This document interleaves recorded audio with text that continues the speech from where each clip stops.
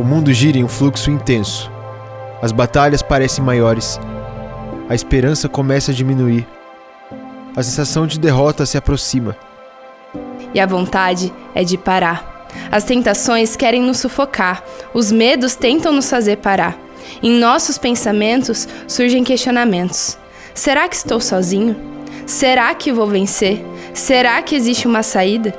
Mas Jesus nos diz: E eu lhes disse essas coisas para que em mim vocês tenham paz. Neste mundo vocês terão aflições. Contudo, tenham ânimo. Eu venci o mundo. A vitória que Deus nos chama a viver não é fruto da nossa própria força, mas da fidelidade dele em nossas vidas. Ele não nos chama para vencer sozinhos. A vida cristã é marcada pelo cuidado diário e sobrenatural de Deus Pai. Ele mesmo caminha conosco, luta por nós e cumpre aquilo que prometeu. No dia 16 de agosto, começaremos uma nova série bíblica de mensagens com o tema Vencendo em Jesus.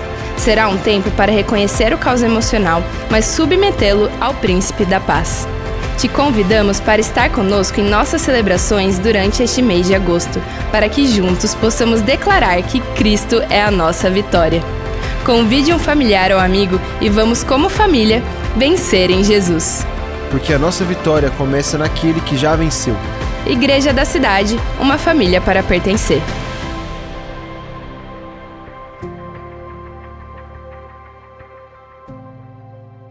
Vencendo em Jesus, estamos na nossa segunda mensagem. Na semana passada nós falamos sobre a tentação. Se você quiser ver essa mensagem, está no nosso canal do YouTube, CTV, você pode acessar por lá. E hoje nós vamos falar sobre ansiedade. E no próximo domingo vamos falar sobre dúvidas. Eu sei que ninguém aqui é ansioso, está todo mundo em paz.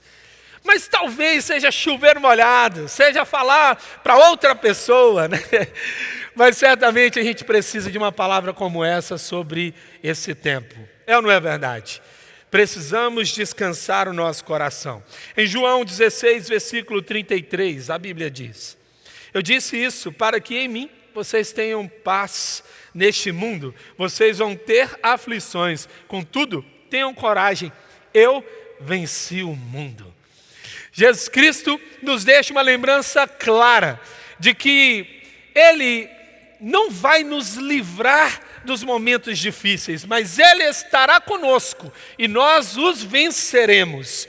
Isso é muito importante, porque existem algumas teologias que dizem que se um mal acontece sobre a sua vida, certamente existe um pecado. Não cremos nisso. Cremos que coisas ruins acontecem com pessoas boas. Momentos difíceis vêm sobre pessoas honestas, justas e tementes a Deus. Mas uma coisa é certa: se você estiver com Jesus, não há nada que possa parar a mão do Senhor de te proteger e de te livrar. Amém? Com Ele, nós estamos certos de que a vitória é a nosso favor. Vivemos uma geração doente, emocionalmente, mentalmente, muitas notícias difíceis. Abrimos o jornal e temos falado isso durante tantos anos, e é uma verdade. Quando vemos notícias, tantas coisas difíceis vão acontecendo, e muitas vezes a gente vai sendo motivado pelas notícias da terra. Mas eu queria te dizer que você foi desenhado por Deus para ser uma girafa. Seu corpo está na terra, mas sua cabeça tem que estar no céu, amém?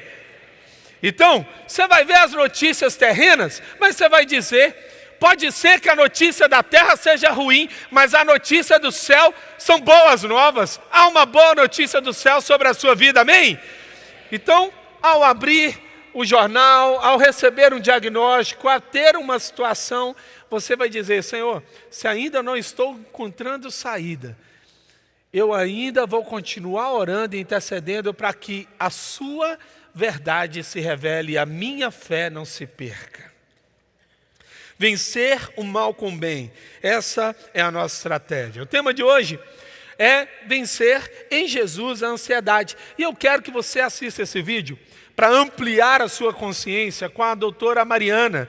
Ela vai falar sobre ansiedade. Assista esse vídeo.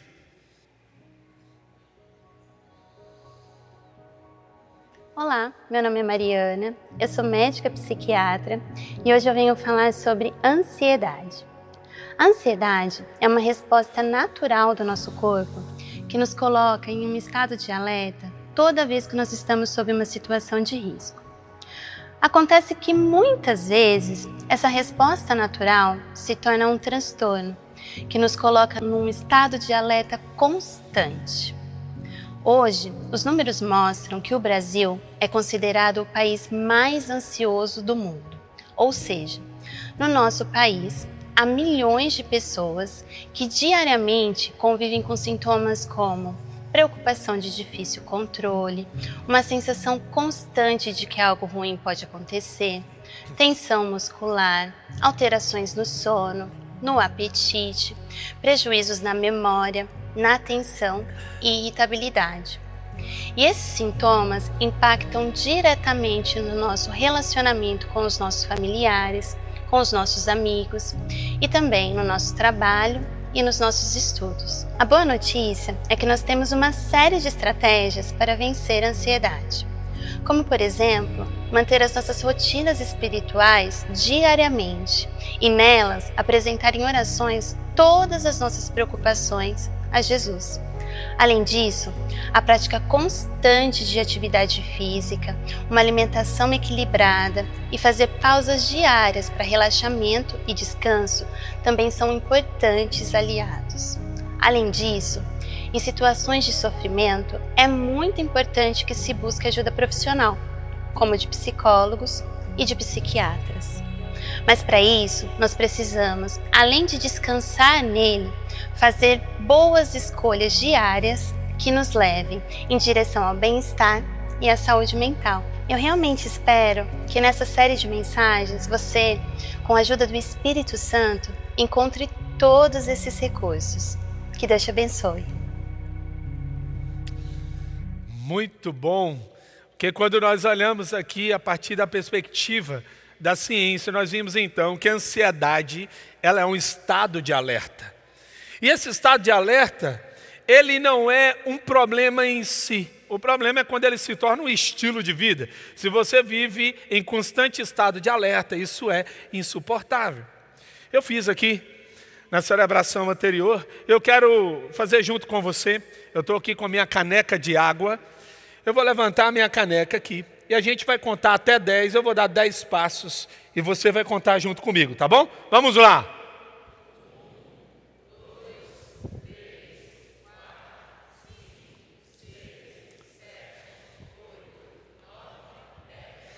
Olha que extraordinário eu sou. Consegui dar 10 passos com a caneca levantada. Isso me faz alguém muito extraordinário. Acho que não, né? Qualquer pessoa faria isso, você não concorda comigo? Agora, andar 40 quilômetros com a caneca desse jeito, eu conseguiria? Pequenas coisas, quando a jornada é longa, se tornam insuportáveis. E talvez hoje vocês tenham só dito assim, mas é só uma ansiedade, é só um probleminha. E isso está afetando todas as outras áreas da sua vida. E você talvez esteja carregando a caneca. Quando você deu os seus primeiros passos, você falou, é possível. Mas hoje já está impossível continuar desse jeito. Eu acredito que a mensagem dessa manhã não é sobre você apenas se livrar da ansiedade, mas é sobre você ter uma vida que é leve e é agradável a você mesmo e ao Senhor. Em Mateus 6, o versículo 11, a palavra de Deus diz, dá-nos hoje o nosso pão de cada dia. Jesus nos ensina aqui no Sermão do Monte, que está entre Mateus 5 e 7, que existe uma forma de viver, e essa forma de viver é no padrão do céu. E todo dia de manhã, quando eu acordo, eu preciso entender que do mais básico, da mais básica necessidade, a tudo que eu preciso, eu só posso encontrar nele.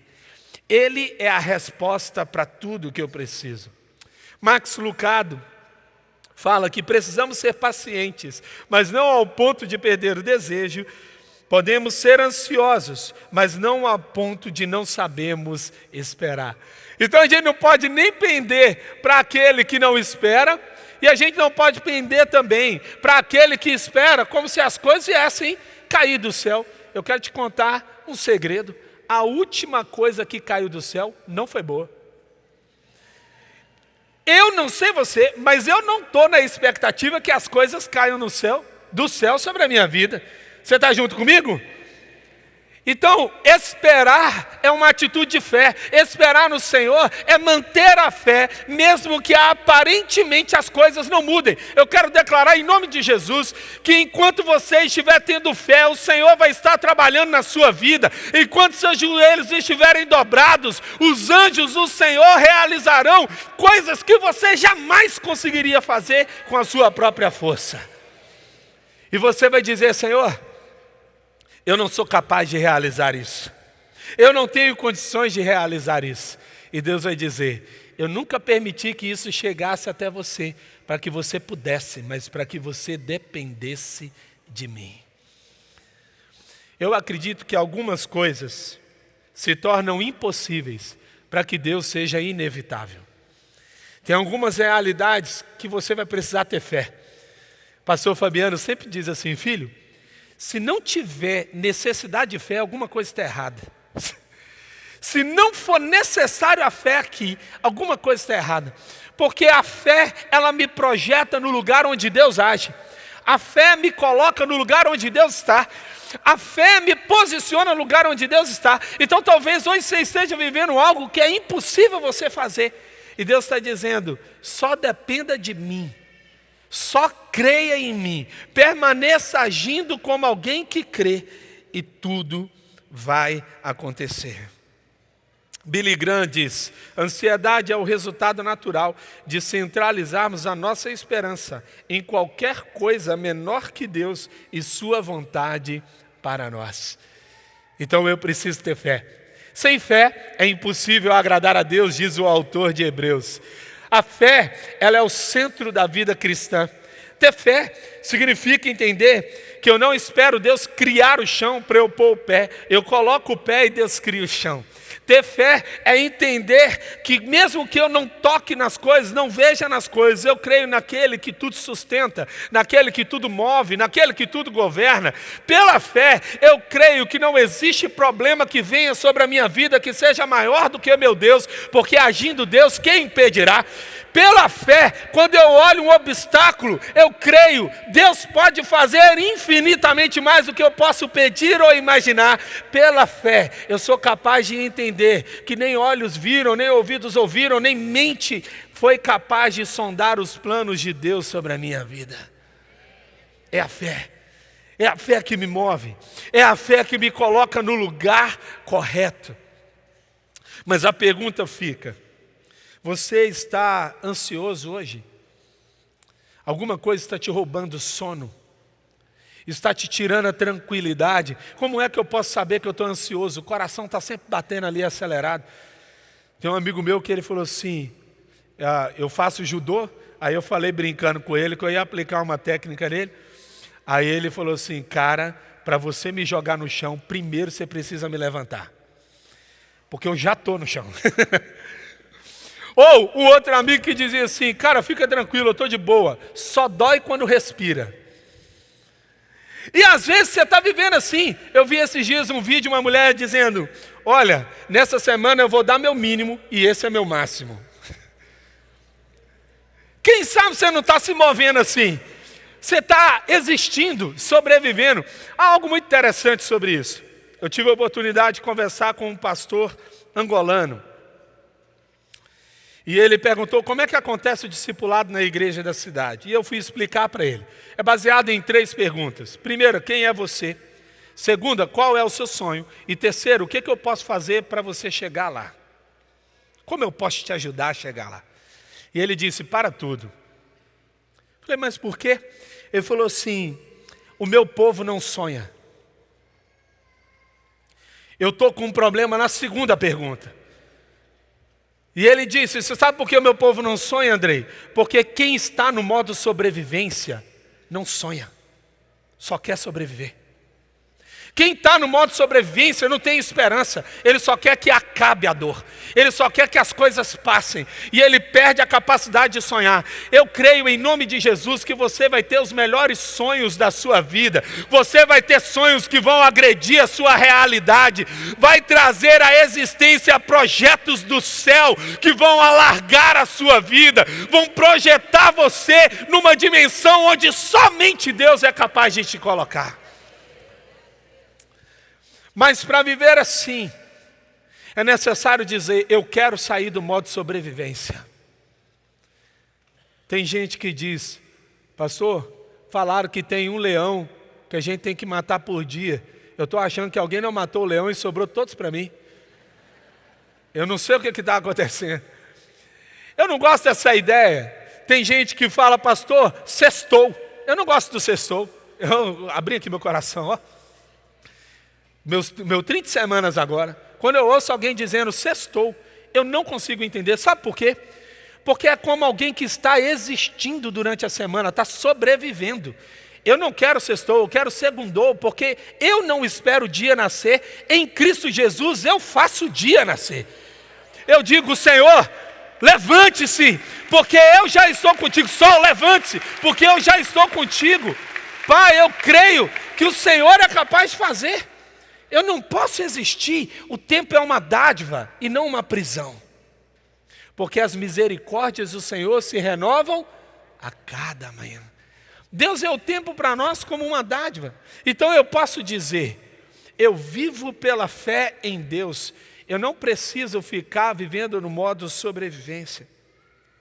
E algumas pessoas entraram na dimensão da preocupação. Como a própria palavra diz, é se ocupar antecipadamente pelo que eu não posso resolver. Uma pessoa ansiosa, ela está preocupada.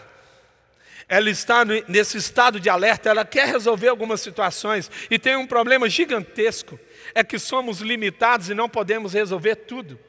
E então você pode cair no maior erro da sua vida, tentar controlar as coisas. Existe uma coisa muito importante. O local onde há manipulação e controle, a voz de Deus não pode ser ouvida. E muitas vezes está tão manipulada as coisas, a atmosfera está tão controladora, que as pessoas não conseguem ouvir Deus, e a resposta está nele. Jesus Cristo vai nos ensinar em Lucas 12, versículos 22 a 34, algumas realidades sobre a ansiedade. A primeira, a ansiedade é irracional. Versículos 22 a 23, dirigindo-se aos seus discípulos, Jesus acrescentou, portanto eu lhes digo, não se preocupe com as suas próprias vidas, quanto ao que comer, nem com os seus próprios corpos, quanto ao que vestir. A vida é mais importante do que a comida e o corpo mais do que as roupas. Às vezes a gente está tão preocupado com coisas pequenas, que a gente perde as coisas maiores. Eu estou preocupado com o que vai acontecer e eu estou deixando de viver. A vida é mais importante do que a comida e a vida é mais importante do que eu vou vestir. Há uma segunda realidade, a ansiedade é antinatural. Observem os corvos, não semeiam nem colhem, não têm armazéns nem celeiros, contudo, Deus os alimenta e vocês têm muito mais valor do que as aves. Eu preciso crer, não faz sentido, é antinatural, nós fomos desenhados para depender de Deus. Existe um problema lógico tremendo, é quando eu acho que eu posso cuidar da minha vida. E você sabe quando é que a gente entra em desespero? É quando a gente tem consciência de que não dá conta disso. É quando você percebe e fala, nossa, eu tentei cuidar de todas as coisas, como alguns dizem aqui também, né? Eu tentei equilibrar os pratos, estou aqui tentando equilibrar, o prato é trabalho, é finança, é família, é filho, é esposa, é marido. Você está tentando equilibrar os pratos e Deus está dizendo, não, me coloque no centro da sua vida, e quando eu estiver no centro da sua vida, eu equilibro os pratos. A ansiedade é antiprodutiva. É improdutiva.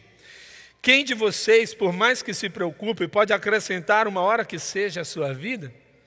Visto que vocês não podem sequer fazer uma coisa tão pequena por que se preocupar com o restante? Eu não consigo produzir com a ansiedade. Na verdade, eu produzo menos. Eu não posso acrescentar uma hora. Eu não posso mudar a realidade dos meus dias, mas eu posso mudar a qualidade dos meus dias. Eu decido como que vai ser a qualidade dos meus dias à medida em que eu dependo de Deus. A ansiedade, ela é desnecessária. Observem como crescem os lírios. Eles não trabalham nem tecem, contudo eu lhes digo que nem Salomão, em todo seu esplendor, vestiu-se como um deles. Se Deus veste assim a erva do campo, que hoje existe e amanhã é lançada ao fogo, quanto mais vestirá vocês, homens de pequena fé. O que Jesus está dizendo? Olha, se você tiver fé, você não vai precisar da ansiedade. A fé te posiciona no lugar certo. A fé te coloca no lugar certo. A ansiedade te atrapalha. A ansiedade faz com que você carregue um peso desnecessário para resolver algo que 2 joelhos dobrados poderiam resolver. A ansiedade é descrente. Não busquem ansiosamente o que hão de comer ou beber, não se preocupem com isso, pois o mundo pagão é que corre atrás dessas coisas, mas o Pai sabe aquilo que vocês precisam.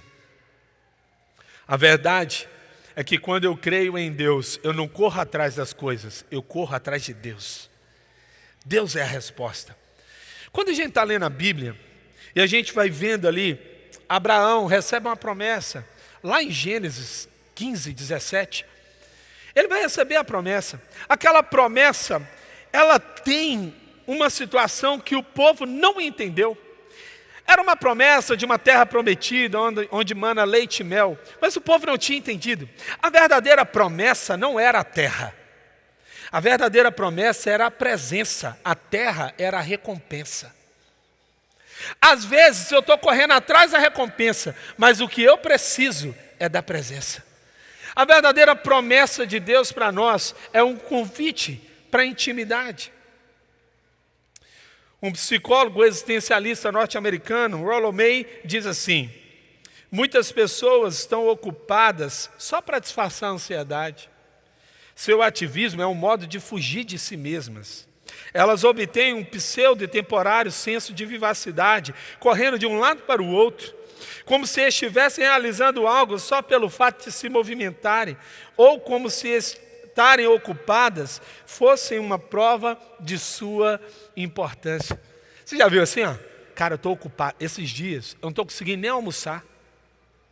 Olha, talvez você esteja do lado de alguém que diz isso diariamente. Eu não estou conseguindo nem almoçar, está tudo muito corrido, é muita coisa, eu tenho que fazer muita coisa, é uma agenda. A gente diz que a gente é importante quando a nossa agenda está cheia. Parece que a agenda cheia fala que a gente está preocupado com coisas grandes. E nem sempre é isso, você sabe por quê?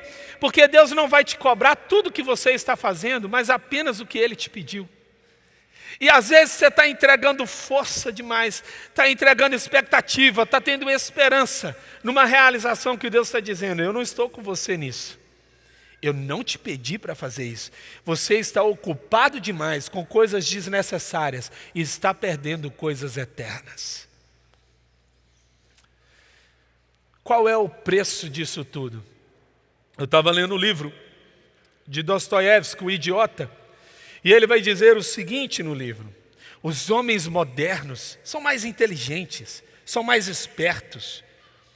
Eles pensam em 2 ou 3 coisas ao mesmo tempo. Mas os homens de outrora, eles pensavam apenas em uma coisa. E Dostoiévski chega à seguinte conclusão: eu acho que esses homens modernos, por causa disso, de pensar em 2 ou 3 coisas ao mesmo tempo, não são inteiros. Essa é uma grande verdade. Talvez eu esteja tão ocupado em fazer que eu esqueci de ser, que eu me perdi em quem eu sou. E eu quero te fazer uma pergunta: você está disposto a perder quem você é para conquistar o que você deseja? Você está disposto a investir o seu tempo em todas as coisas e esquecer de quem você é? Deixa eu te dar uma ideia de proporção. Basicamente isso. 30 anos, Jesus Cristo investiu em se tornar, em se apoderar de quem Ele era. Com 3 anos Ele mudou o mundo. A gente está tentando mudar o mundo sem saber quem a gente é. A gente está tentando ganhar todas as coisas e ainda não sabemos quem nós somos. E esse é um dos maiores problemas do que a gente está vivendo. Pessoas não inteiras, fragmentadas em sua identidade, querendo realizar todas as coisas e perdidas ao mesmo tempo.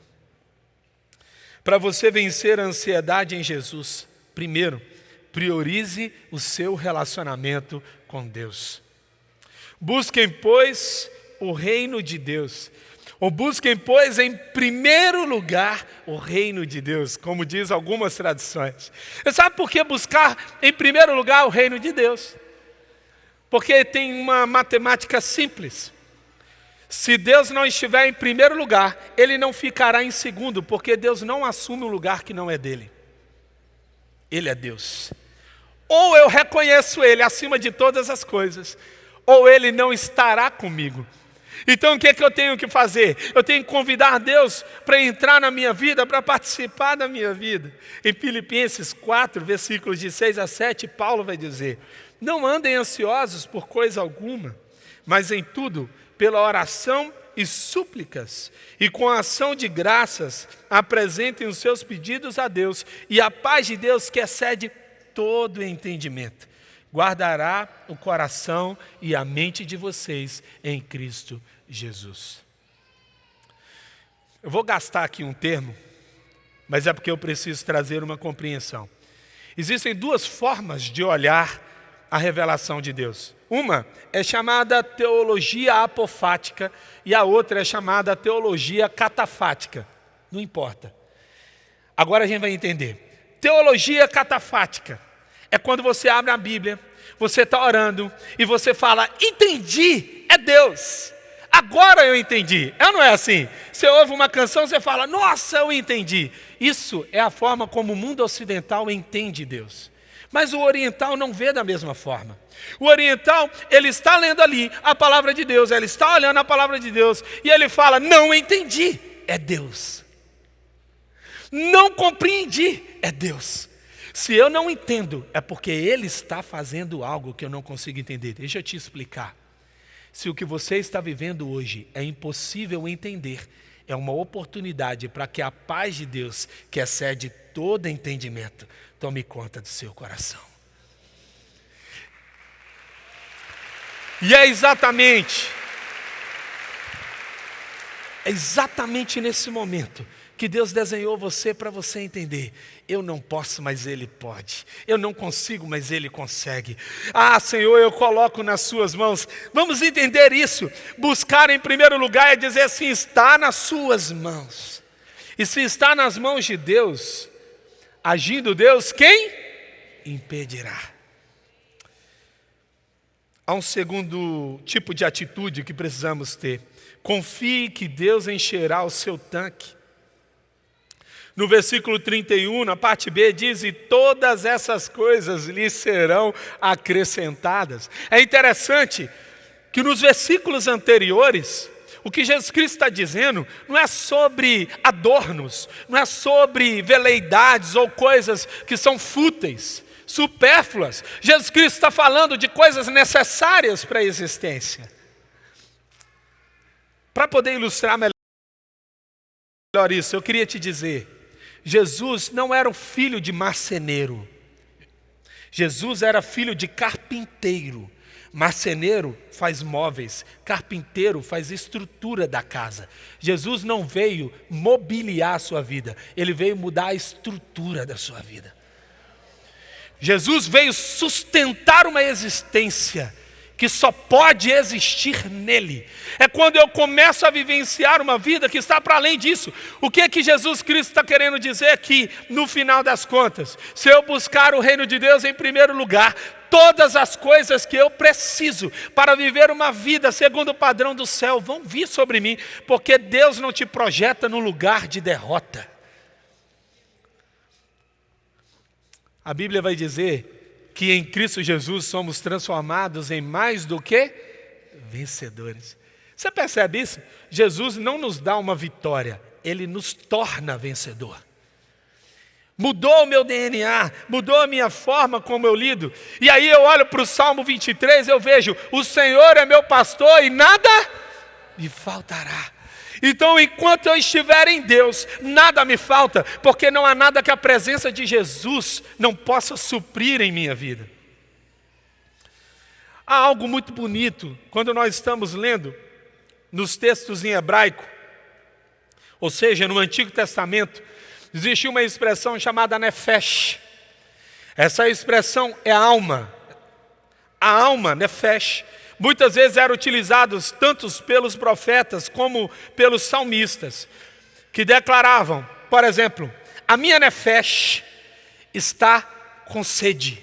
A minha alma está com sede. A minha alma parece um deserto. Você já viu com uma alma assim? Que parece deserto. Parece que você não encontra esperança em nada. E ele vai dizer também, a minha alma tem fome. A minha alma é como um estômago vazio. E aí Jesus Cristo vai chegar no Novo Testamento e ele vai dizer, para aqueles que têm uma alma que tem sede, eu tenho a água viva. Para aqueles que têm fome, eu sou o pão da vida. Não há nada que você precisa na sua vida que Jesus não possa te dar.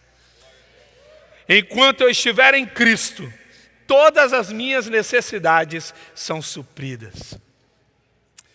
Para você vencer a ansiedade em Jesus, acredite que você pode derrotar o medo.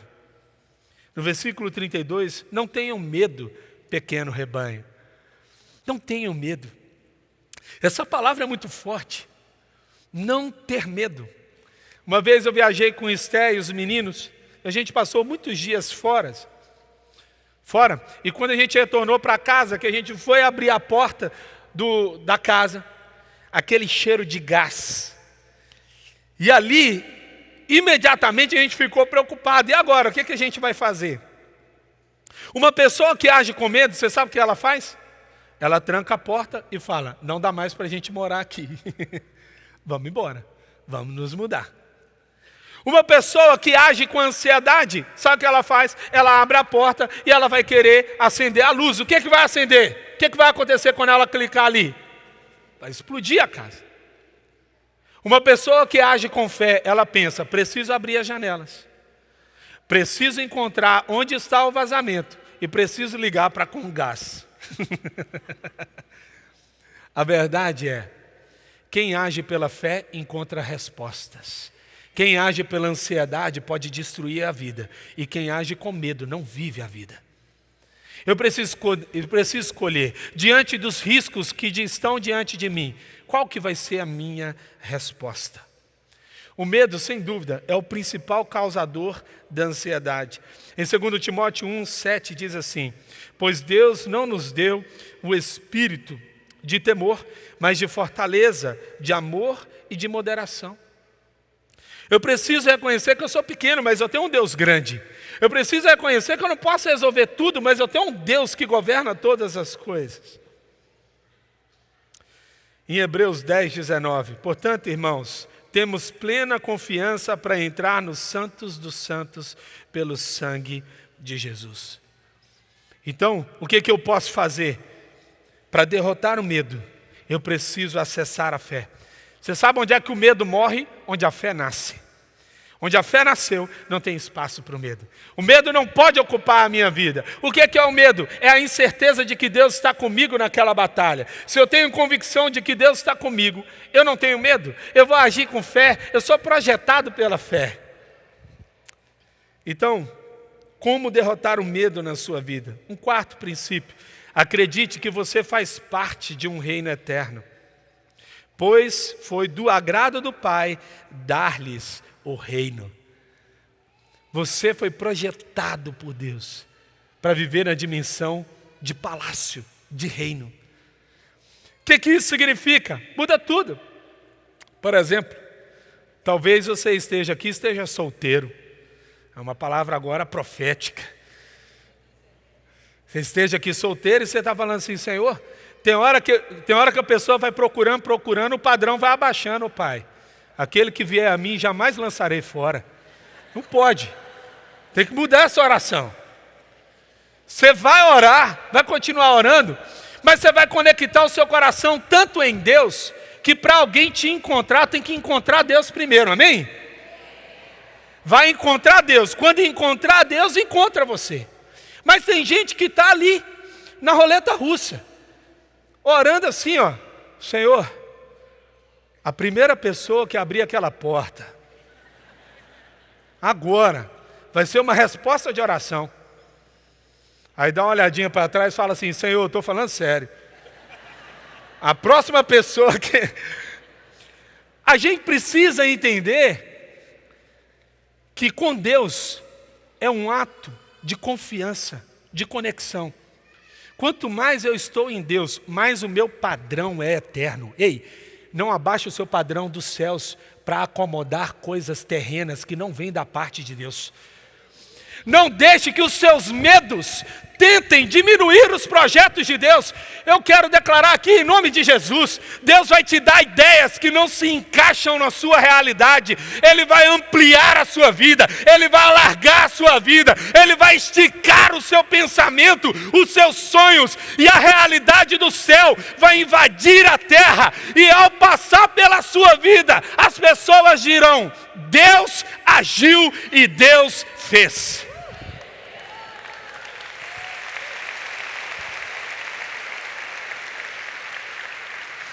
A palavra de Deus vai dizer em Apocalipse 5:10, Tu os constituíste reino e sacerdotes para o nosso Deus, e eles reinarão sobre a terra. Aleluia!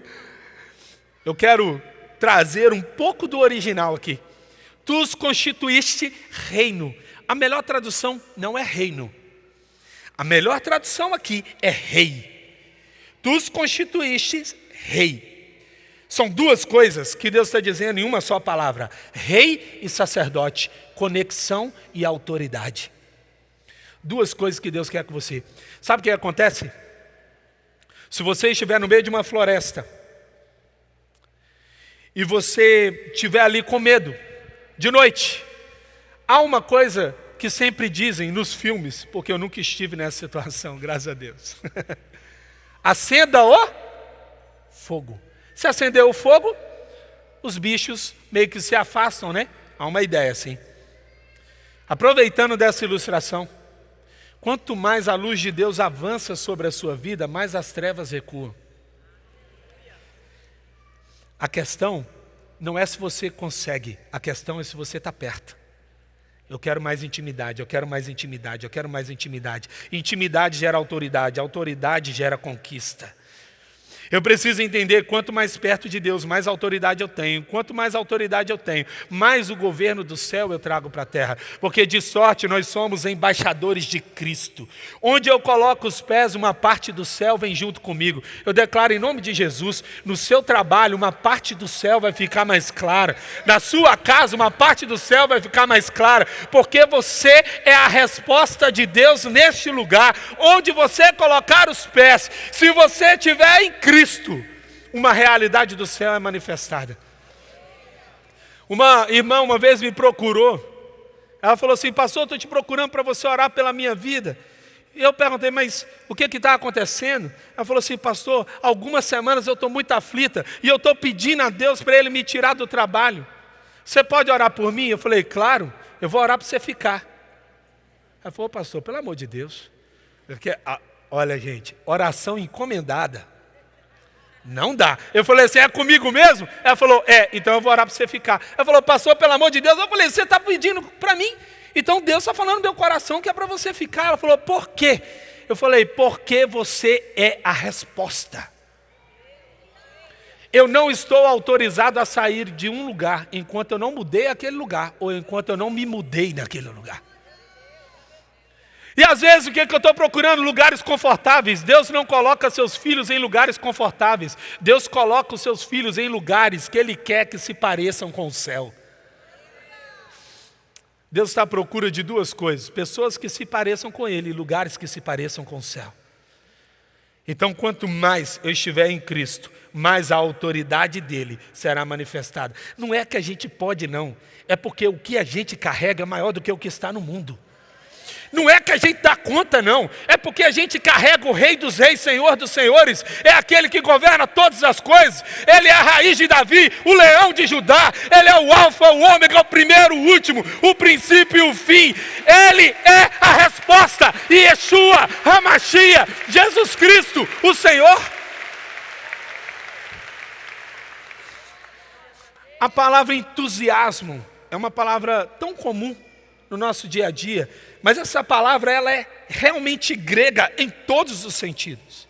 Entusiasmos significa aquele que carrega Deus.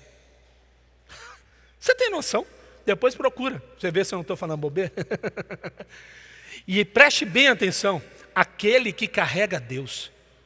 Observa, quem carrega Deus está sempre com expectativa, entusiasmos.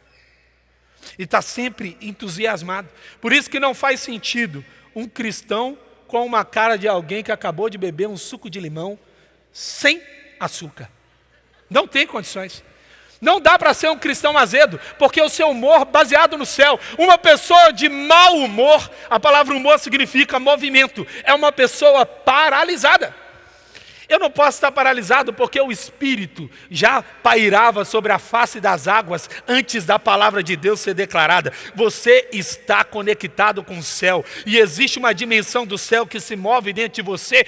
E você é como uma represa que não consegue suportar o que você carrega. E enquanto você está andando, você está transbordando a presença, está transbordando de Deus, está trazendo a influência do céu na terra. Eu não consigo reter o que eu carrego. Eu preciso entender isso. Faz sentido para você? Desfrute dos tesouros do céu na terra. Vendam o que têm e dê esmolas. Façam para vocês bolsas que não se gastem com o tempo. Um tesouro nos céus que não se acabe, onde ladrão algum chega perto e nenhuma traça destrói. Eu preciso ter um desapego material. Existia um filósofo chamado Diógenes de Sinope, que ele dizia o seguinte: eu não quero ter propriedade de nada para não ser propriedade de ninguém. Interessante. A pergunta é: você é dono das suas coisas ou as suas coisas são donos de você? Quem tem quem? Quem é o proprietário e quem é o objeto dessas coisas? Eu preciso me perguntar, essas coisas servem a um propósito maior do que a minha ambição? Essas coisas estão servindo a um propósito de consumismo? Ou essas coisas estão servindo a um propósito que não é meu? Algo que eu carrego que vem da parte de Deus. Então, se eu sou uma propriedade das minhas coisas, eu estou vivendo aprisionado. E Jesus vai dizer, ninguém pode servir a dois senhores, a Mamon e a Deus. A Mamon, que é a potestade que age nos recursos, que haja o apego à matéria, e a Deus, que não está presente no olhar, não é tocável, mas tudo governa. Já dizia Saint-Exupéry, o autor de O Pequeno Príncipe, o essencial é invisível aos olhos. A verdade é que nós sabemos que o que é invisível sustenta o visível. Aquilo que não podemos ver sustenta aquilo que vemos. Então eu não posso ser apegado às coisas materiais, ao meu bem. Tinha um amigo meu que o seu pai só conseguia dormir depois de olhar o extrato bancário. Ele estava aprisionado. O extrato bancário era a sua segurança. Há aqueles que são capazes de queimar os navios, porque não tem mais como voltar, e falam assim: Senhor, se o Senhor me trouxe até aqui, eu não quero voltar mais no meu passado e visitar o meu passado. Eu só tenho um destino, viver na terra da promessa e da presença. Para você vencer a ansiedade em Jesus, último princípio, confronte as paixões terrenas do seu coração. Pois onde estiver o seu tesouro, ali também estará o seu coração. Por quem você está apaixonado? Onde está a sua prioridade? Eu não sei se você parou para pensar nisso. A vida passa rápido demais. A vida é tão rápida que quando você para pensar nela não faz sentido. Eclesiastes é uma reflexão sobre isso. Salomão está refletindo, nada tem sentido, as coisas não fazem sentido. A gente come, a gente bebe, a gente se veste, depois a gente morre. Qual é o sentido disso? Agostinho vai dizer: o seu passado não existe mais. O seu futuro é uma possibilidade. E o seu presente existe para deixar de existir. Então fica a pergunta: será que eu estou fundamentando a minha vida no lugar certo? E Agostinho vai dizer a seguinte resposta: você não foi desenhado por Deus para viver na dimensão passado, presente e futuro. Você foi desenhado por Deus para viver a partir da eternidade. Não faz sentido. Não faz sentido se Deus não estiver. Não faz sentido se o meu valor não for Deus. Em Provérbios 12, 25, o coração ansioso deprime o homem, mas uma palavra bondosa o anima. O que você deseja para a sua vida? Quais são as respostas que você está procurando? Eu gosto muito, lendo o livro de Confissões de Agostinho, quando ele diz assim: Senhor, eu passei a minha vida inteira procurando o Senhor em todos os lugares. Eu fui para tudo quanto é lugar. Eu queria entender a verdade sobre as coisas. Quanto tempo eu perdi? Eu te procurei em todos os lugares e você estava falando dentro de mim. Você chegou aqui, mas não chegou por acaso. Deus está falando com você. Talvez exista um modo de vida que você decidiu viver, que está destruindo tudo o que você entende como precioso, até a sua saúde. Você tem se importado tanto com o amanhã e esse amanhã nunca chega. Você tem dito: olha, mas quando acontecer tal coisa, aí sim eu vou descansar. E aí você tem aprendido que o problema do problema é que quando você resolve um problema, aparece outro problema. E não é sobre as coisas à minha volta. A paz, ela não é o fato de que eu venci algo. A paz é o estado de espírito daqueles que estão na presença de Deus. À luz dessa palavra, há um convite para você. A Bíblia não foi escrita para te dar mais conhecimento ou para te emocionar, mas para mudar a sua vida. E hoje é dia de mudar à luz da palavra. Essa mensagem poderia ter sido pregada por muitas outras pessoas, mas essa decisão só pode ser tomada por você. Por isso que lá em Romanos 10, versículos 9 em diante, 9, 10 e 11, diz assim: se você confessar com a sua boca que Jesus é o Senhor e crer em seu coração que Jesus o ressuscitou dentre os mortos, será salvo. Pois com o coração se crê para a justiça e com a boca se confessa para a salvação. Verso 11, como diz a Escritura, todo que nele confia jamais será envergonhado. A salvação vem por meio da fé no Filho de Deus que nos faz vencedores. Quem crê no Filho tem a vida. São promessas da palavra, não são promessas vazias. Por isso, eu quero te convidar hoje a 3 decisões importantes. Primeira, você já recebeu Jesus Cristo como seu Senhor e Salvador pessoal? Não é uma troca de religião, não é uma pergunta se você gostou do que ouviu. Você o recebe como aquele que te perdoa do seu pecado, o enviado de Deus para realmente te conectar ao Pai. Se você crê que Ele morreu, que Ele ressuscitou, se arrepende dos seus pecados e o recebe como o Senhor da sua vida, coloca aqui no chat: eu recebo Jesus. nós vamos fazer contato com você. Você estava longe da igreja, você estava afastado, hoje é tempo de voltar, se reconciliar. Você quer voltar para Jesus, voltar para a família da fé, se reconciliar com Cristo? Diga aqui agora para a gente: eu estou voltando, eu estou de volta para a casa do Pai. E a terceira pergunta que eu preciso te fazer: você deseja se batizar nas águas? Esse é um batismo que Jesus nos pede. Quem crê e for batizado será salvo. Jesus foi apresentado no templo quando bebê, mas depois ele mesmo foi ao Jordão para ser batizado. É batismo de arrependimento. Ninguém pode tomar essa decisão por você. Se hoje você quer declarar publicamente a sua fé por meio do batismo, o símbolo que Jesus deixou para nós, também diga aqui para a gente: eu quero ser batizado. Nós faremos contato, você passará por um curso e será batizado. Que Deus abençoe você. Eu quero orar por você e te abençoar por essa decisão que você acabou de tomar. Jesus, eu oro agora, abençoando cada um dos meus irmãos, irmãs, que tomam essa decisão ao seu lado, de voltar para Jesus, de aceitar Jesus, de ser batizado.